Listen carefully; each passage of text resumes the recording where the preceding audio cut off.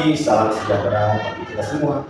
Pada kesempatan kali ini, saya akan mencoba belajar dan mengajarkan siswa-siswi kami dengan menggunakan alat yaitu Interactive Flat Panel yang didapatkan oleh program Bapak Presiden Prabowo. Ada apa saja dengan Interactive Flat Panel ini?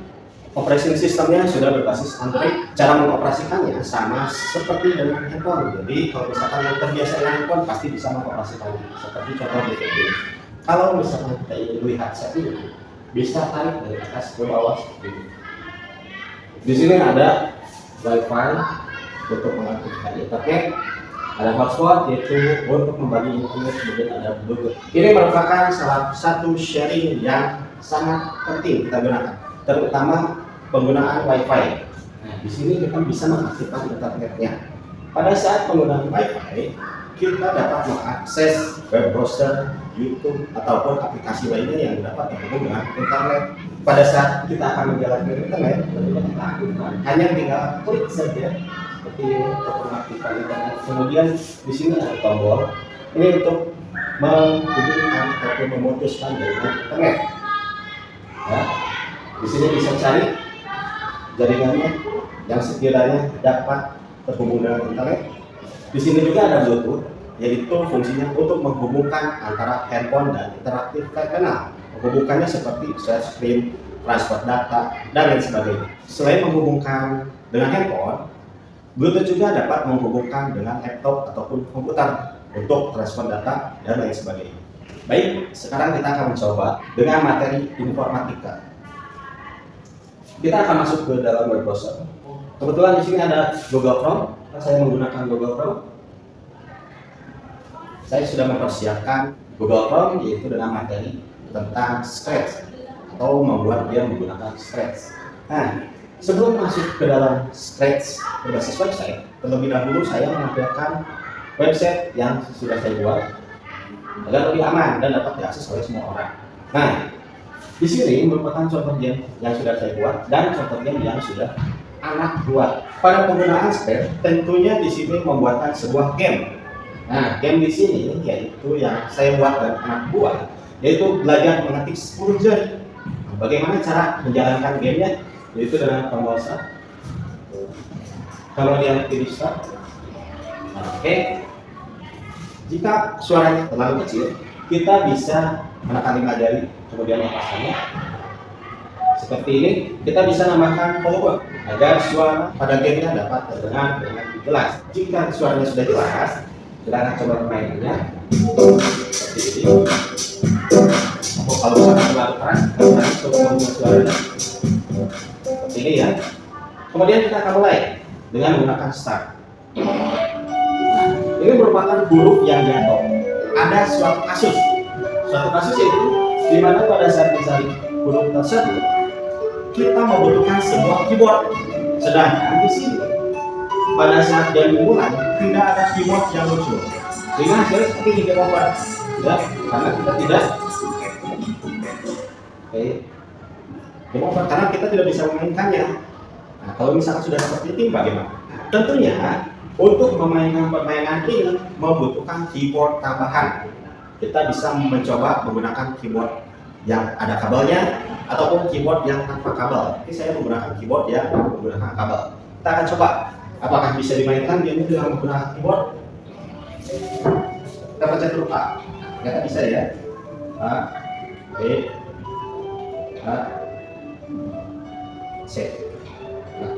Nah, ternyata bisa digunakan ya. Sekarang kita akan mencoba game hasil karya anak. Sama gamenya yaitu game mengetik yang menggunakan 10 jari. Kita coba play. Kita akan coba ketikkan huruf yang turun. Huruf V, kemudian U dan K. Aktif ya. Jadi Interactive Flat Panel ini bisa terhubung dengan keyboard juga. Jadi untuk mengoperasikannya tentunya sangat dimudahkan. Ya, ini bisa digunakan. Terus kita juga bisa menggunakan mouse. Nah, kebetulan mouse di sini yaitu mouse Bluetooth tanpa kabel. Jadi kita bisa combine menggunakan keyboard dengan menggunakan kabel dan mouse tanpa kabel. Kita coba. Nah, mouse-nya dapat kita gunakan seperti ini. Ya, Jadi untuk mengoperasikan interactive flat panel ini terbantu karena kita dapat menggunakan mouse ataupun keyboard untuk memudahkan kita melakukan pekerjaan menggunakan interactive flat panel ini. Selain keyboard dan mouse, kita juga dapat menghubungkan laptop ataupun handphone bisa menggunakan kabel HDMI seperti ini. HDMI yaitu untuk melakukan transfer share screen. Jadi kalau misalkan ini ditampilkan dari handphone ataupun dari laptop bisa menggunakan kabel HDMI ini. Tapi sekarang sangat dimudahkan yaitu dengan adanya Bluetooth. Jadi untuk melakukan share screen kita dapat menggunakan Bluetooth saja tanpa harus menggunakan HDMI. Ataupun kita dapat melakukan suatu transfer data yaitu dari handphone ke interactive flat panel ini ataupun dari laptop, kita bisa menggunakan kabel seperti ini, kabel data. Ya, kita juga dapat menghubungkan printer juga kalau misalkan ingin print dari interactive flat panel dapat menggunakan kabel data seperti ini. Selain itu, interactive flat panel juga dilengkapi dengan remote. Remote seperti ini, kalau misalkan melakukan presentasi kita dapat menggunakan remote ini dan menjalankan. Adapun kita dapat mengoperasikannya dengan menggunakan stylus. Stylus ini dapat kita gunakan yaitu kalau misalkan ingin menandai, ya, menandai seperti ini, menandai menggunakan anotasi. Nah, kita mau memulai dengan tombol start, contohnya. Kita akan melakukan suatu presentasi untuk menandai tombol start seperti ini, misalkan kecuali. Nah, begitu. Jika tandanya akan kita hilangkan, maka kita keluarkan saja seperti ini, keluarkan saja. Jangan disimpan. Kita akan melanjutkan pembelajaran kembali dengan memulai start. Ini contoh kita pelajaran informatika. Baik, sekarang kita akan mencoba bagaimana cara membuatkan game dengan menggunakan Scratch berbasis website. Untuk mengakses aplikasi Scratch, di sini saya menggunakan web browser dengan mengetikkan alamat website-nya seperti ini, scratch.edu.bla seperti ini. Aplikasi Scratch ini bisa diakses secara online. Aplikasinya bentuknya seperti ini. Bisa juga diakses secara offline. Nah, kalau misalkan online seperti ini. Nah, kita nanti kalau misalkan hasilnya sudah jadi, kita dapat mendownloadnya. Apa saja yang terdapat di aplikasi Scratch ini, yaitu ada kode balok seperti ini. Ada banyak kode balok untuk menyusun logika dalam membuatkan gamenya. Misalkan ingin membuat game apa saja, dapat menggunakan Scratch ini. Kebetulan di sini ada kode balok yaitu ada motion, ada loop, ada sound, ada event, ada control, ada switching, ada operator, ada variable, ada main block. Di sini ada kode balok yang banyak sekali yaitu untuk menyusun game yang akan kita buat. Saya membuat game yaitu game Flying Letter. Contohnya seperti ini. Di sini saya sudah menyusun kode baloknya seperti ini. Misalkan kita akan membuatkan huruf A itu turun ke bawah, kemudian diketikkan. Kalau misalkan mengetik huruf A, maka huruf A itu akan menghilang. Dan kalau misalkan huruf A itu turun ke bawah, tidak akan mengetik, maka dia akan mengurangi skor. Sehingga kalau misalkan skor berkurang terus, maka dia game over. Tetapi sebaliknya, kalau misalkan huruf A dapat kita ketik, tentunya akan menambah skor. Kemudian kita targetkan berapa skor untuk mencapai kemenangannya. Di sini baru huruf A yang kita masukkan kodenya, ya. Kodenya seperti ini. Kemudian bagaimana untuk memasukkan huruf B, C, D dan huruf lainnya? Nah, kita masukkan karakternya. Karakternya lumayan cukup banyak di sini. Saya gunakan itu ada A, B, C, D, E, F, G sampai dengan Z, ya. Kemudian ditambahkan tombol start dan play again. Play again itu yaitu untuk memulai kembali permainannya. Ini merupakan karakter ya A, B, C, D, E.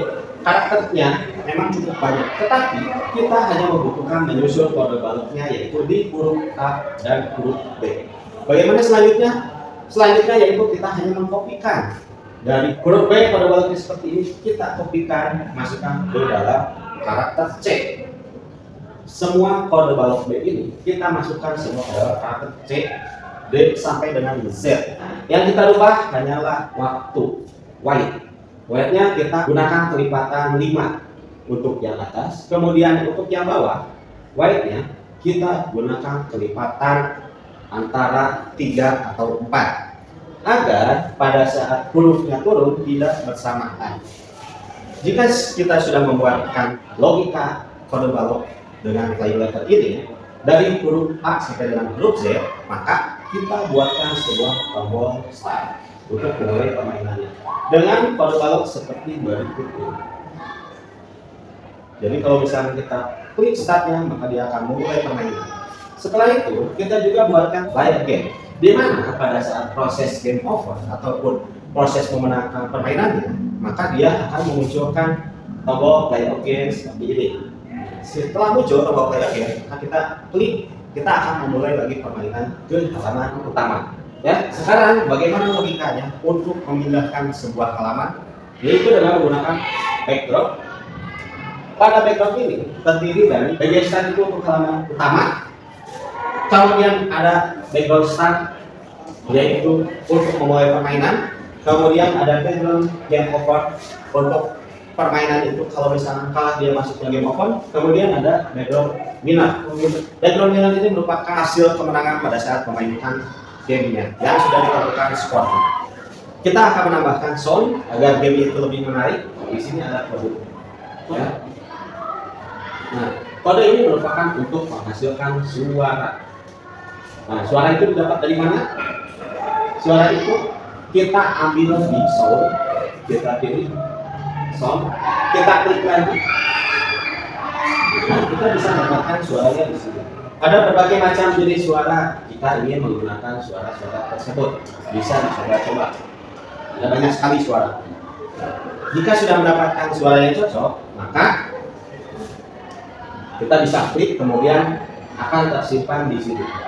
Kira-kira membutuhkan 4 atau 5 atau 6 itu bisa sampai banyak sekali suara yang akan ditampilkan di sini.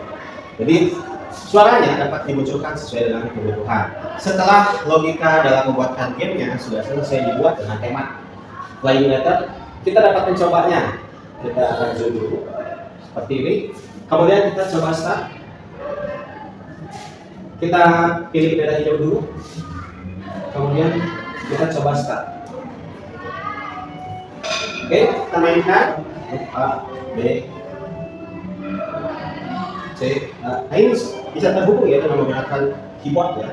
Nah, sampai dengan memenangkan permainannya, dia akan pindah background. Kalaupun tidak menggunakan permainannya, berarti dia akan masuk ke game over. Nah, ini contohnya game over seperti ini. Kita akan mulai lagi, kita pilih game, kemudian kita masuk ke start. Nah, seperti ini. Kita ingin memulai lagi. Jika kita akan berhenti dari permainan, maka pilih stop, ya, pilih stop.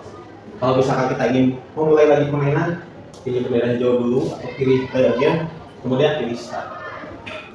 Sekarang kita akan mencoba game hasil karya siswa. Bagaimana sih pendapat siswa pada saat pembuatan game tersebut? Apakah logikanya dapat diterima oleh siswa dalam pembuatan game ini? Kita lihat game yang Moreno dan Richard buat, yaitu dengan menggunakan kode lain, yang menggunakan kode sendiri dengan satu karakter, hanya satu karakter saja, karakter huruf. Tetapi di sini tidak hanya satu karakter ya, melainkan terdiri dari beberapa karakter, antaranya yaitu karakter A sampai dengan karakter Z. Richard dan Moreno menyisipkan karakternya yaitu di customnya, custom seperti ini. Nah, di sini terdapat karakter dari A sampai dengan Z.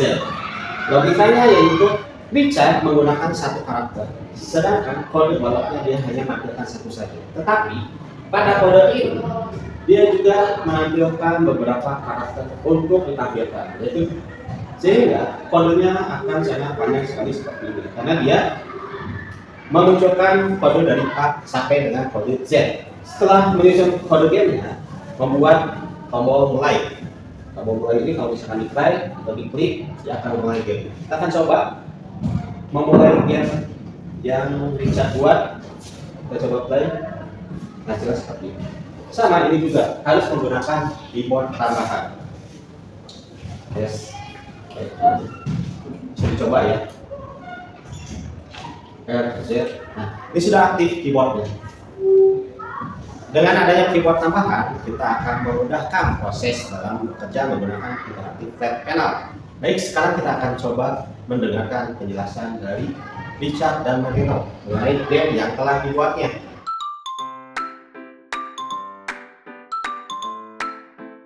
Ini merupakan game yang sudah dibuat oleh Richard dan Moreno. Gamenya yaitu hampir sama dengan Flying Letter. Nah, sedangkan Moreno dan Richard itu membedakan nama gamenya. Gamenya Reading letter. Nah, sekarang Moreno dan Richard akan mencoba game tersebut. Apakah bisa dimainkan jika tidak menggunakan keyboard tambahan? Apakah tidak menggunakan keyboard tambahan bisa dimainkan? Silahkan Moreno. Silahkan cari huruf yang jatuh. Tidak bisa ya? Bagaimana supaya huruf itu bisa diklik? Nah, ternyata harus menggunakan keyboard tambahan seperti keyboard ini. Ini merupakan keyboard yang menggunakan kabel. Keyboard dengan menggunakan USB juga bisa digunakan. Nah, sekarang Richard boleh pegang keyboardnya, kemudian Moreno boleh memainkan gamenya kembali. Nah, ternyata bisa dimainkan. Dilihat dari skornya. Skornya yang bertambah berarti sudah bisa diketikkan dengan menggunakan keyboard. Nah, sekarang kita lihat bagaimana Richard menyusun gamenya dengan menggunakan scratch. Ini scratch hasil buatan Richard. Nah, berbeda dengan yang saya buat yaitu menggunakan A sampai Z karakter, sedangkan Richard hanya membuat dengan satu karakter saja. Di sini, bagaimana Richard bisa menjelaskan kenapa hanya menggunakan satu karakter saja? Menggunakan kuan dan kostum. Ya, menggunakan kuan dan kostum. Ternyata karakternya dia dimasukkan ke dalam custom A sampai dengan Z seperti ini. Apakah kodenya hanya menggunakan satu kode saja di karakter huruf ini? Hanya menggunakan satu kode saja. Tetapi meskipun satu kode saja, di kodenya itu menampilkan beberapa banyak karakter dari A sampai Z juga. Apakah Richard bisa menjelaskan bagaimana penyusunan kode baloknya sehingga dia bisa menampilkan di custom untuk menjadikan suatu game apa namanya? Silakan, bagaimana pendapatnya Richard? Saya menggunakan when I start as one, switch kostum to one atau one to 26 atau ini beli dari kostum 1 sampai Z. Habis itu taruh ini teh kalau dash touch-nya, kalau bloknya udah kena ini udah hilang. Ini dalamnya drop it until touching dash touch. Jadi if kostum number equals 1, I go A, jadi ganti score. Jadi taruh if key A press, jadi change score by 1. Kalau 2 sama B di press, jadi hilang. Nah, begitu ya kodenya. Ini merupakan sungguh anak-anak kreatif. Apakah ada pesan untuk teman-teman yang lain pada saat akan membuatkan game? Apakah game itu hanya ini saja, ataukah game itu bisa menjadikan suatu kreativitas untuk siswa yang lainnya? Apa pendapat Richard dan Moreno? Kalau belajar coding, jangan pernah nyerah, karena kalau bikin satu game salah, jangan nyerah. Pesannya yaitu pada saat membuatkan suatu game jangan sampai menyerah, karena ada pilihan game lain, logika kita untuk membuatkan game apa saja ya. Kalau di sini hanya kebetulan ini kita sambil belajar mengetik 10 jari. Jadi Richard juga sudah bisa membuatkan game mengetik 10 jari. Game ini digunakan untuk apa biasanya? Biasanya kita gunakan untuk latih jari-jari kita dengan menggunakan keyboard. Kemudian nanti bisa disampaikan kepada siswa-siswi dimulai dari TK, kelas 1, kelas 2, kelas 3. Karena masih belajar menggunakan keyboard, terutama mengetik dengan 10 jari. Bahkan kelas 4, kelas 5, kelas 6 juga masih penuh dengan game tersebut. Karena dari sebagian besar masih ada yang kurang lancar proses mengetik 10 jarinya. Karena harus menggunakan teknik dalam mengetik 10 jari. Begitu bisa? Begitu mereka? Apakah ada pesan-pesan lain yang ingin disampaikan? Karena pembelajarannya juga sudah berakhir, maka kita akan coba untuk mematikan interaktif flat panel ini. Di sini akan dicoba oleh Moreno atau Richard bagaimana cara mematikan interaktif flat panel ini. Ini sama dengan handphone, ada tombol back, kemudian ada tombol home. Ya, nah kalau misalkan ini keluar, Richard bisa memilih tombol home. Tombol home itu yang bulat, ada di layarnya. Nah, tombol yang bulat. Oke, kemudian kembali ke halaman utama. Setelah itu kita akan matikan. Kalau mematikan layar seperti handphone itu dari atas ke bawah ditarik sampai enggak? Nah, tarik ke bawah. Oke. Nah, di sini ada tombol power. Richard bisa mematikan atau Moreno untuk mematikan. Nah, tinggal menekan tombol power kemudian dimatikan. Apakah ini dimatikan atau Richard atau Moreno masih penasaran dengan interaktif flat panel ini? Cukup? Moreno, apakah sudah pernah menggunakan? Belum. Belum ya? Richard? Sudah. Sudah? Bersama siapa? Di OpenFOSS. Nah, waktu apa? Nanti wali kelasnya boleh menggunakan interaktif flat panel ini ya bersama teman-teman yang lainnya. Silahkan digunakan pada saat proses pembelajaran. Materinya boleh dibuat dari laptop atau HP, kemudian nanti bisa ditransfer ke interaktif flat panel. Itu ya. Nanti kita belajar sama-sama. Apakah belajarnya Bu Tere hanya menerangkan saja? Tidak ya. Tapi anak-anak ikut terlibat pada saat proses pembelajaran. Terlibat itu bagaimana?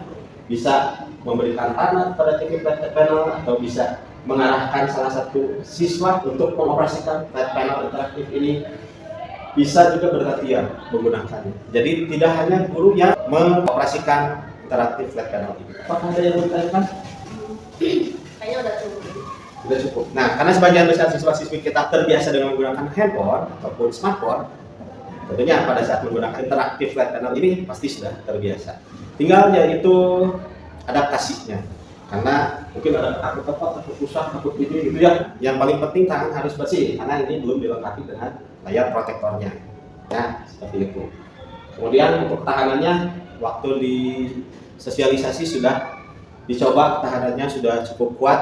Mudah-mudahan dapat digunakan sampai lama sekali. Materi kita sudah selesai, pembelajaran kita juga sudah selesai. Silahkan Marino untuk klik matikan atau riset mau klik Marino saja. Nah, maka dengan seperti ini sudah mati. Tinggal mencabut kabel yang ada di terminalnya. Seperti itu. Baik, terima kasih. Terima kasih Marino, terima kasih Richard. Salam sejahtera bagi kita semua dan dadah. Dadah.